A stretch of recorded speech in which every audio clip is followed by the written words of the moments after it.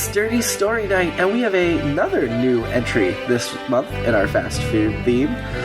This week, you will hear from Easy Mac as she tastes the tears of a clown. That automatically makes me think of Stephen King's It, which is funny because this month in Quarterly Book Club, we're reading Stephen King's Misery. How'd you like my transition? Not bad, huh?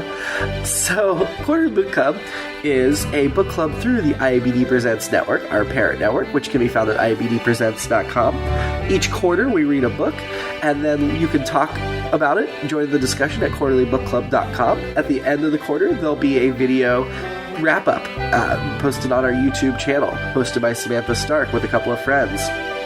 Read along with Misery now. You can also support us by going to patreon.com/IABD. Even if you just want to donate $1 or $2 a month, that would really help us make more great programming like the one you're about to hear.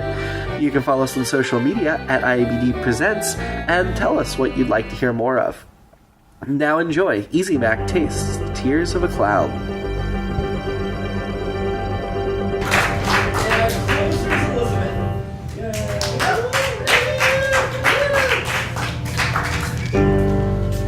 Alright, I wrote this super fast, and it's going to be a surprise to me too. It's called Tears of a Clown.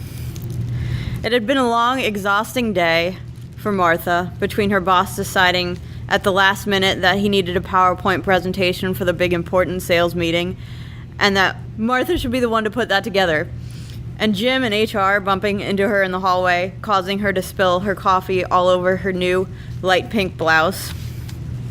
Martha was done with Wednesday, and she just couldn't stomach the idea of going home to her empty apartment and cooking a dinner for herself to eat alone.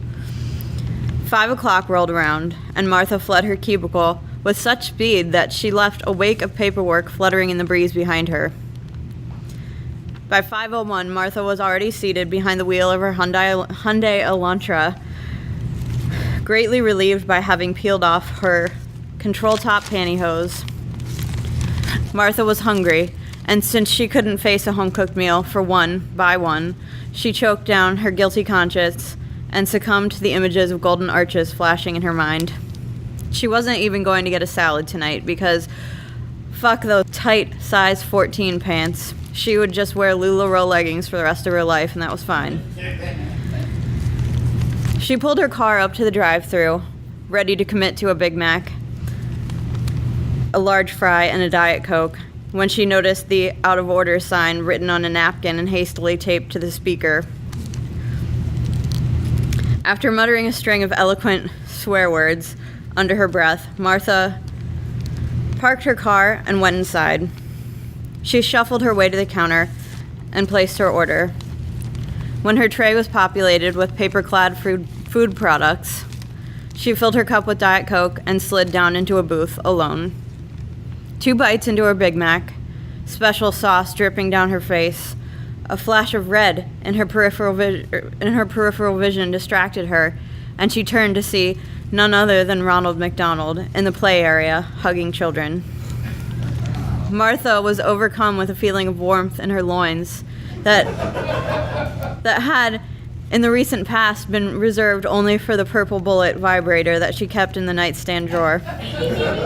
She was so overwhelmed that she dropped her burger, and without even wiping the special sauce from her chin, she moseyed over to the clown with all the sexiness she could muster. Her sudden lust had pushed all reason from her mind, and Martha shoved 3 children out of her way and approached the clown.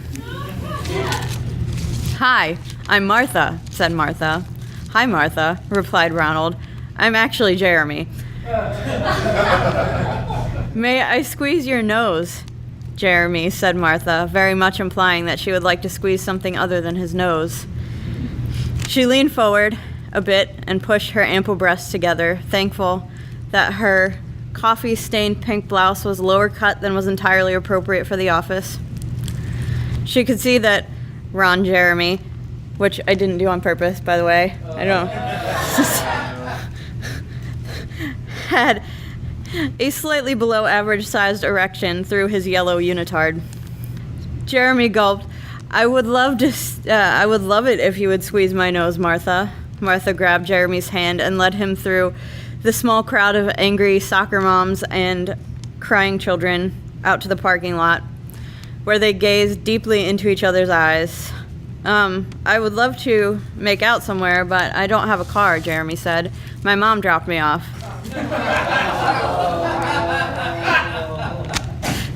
That's okay, Martha said, reaching up and tangling her fingers in his curly red hair.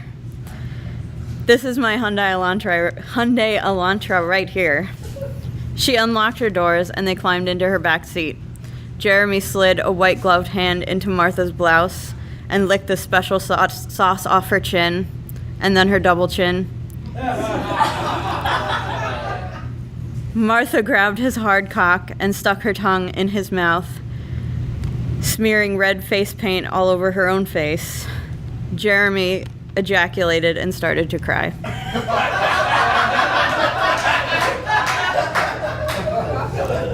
Martha kicked Jeremy out of her car, jumped into the front seat, and sped away, feeling a little bit deader inside.